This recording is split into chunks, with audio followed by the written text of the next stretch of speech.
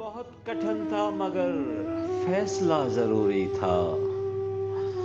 सो तय हुआ कि उसे छोड़ना ज़रूरी था और अदावतों में भी अबलाग की ज़रूरत है कि गुफ्तगू के लिए राब्ता ज़रूरी था और बिला जवाज़ किसे हिजरतें पसंद मगर मोहब्बतों के लिए फ़ासला ज़रूरी था।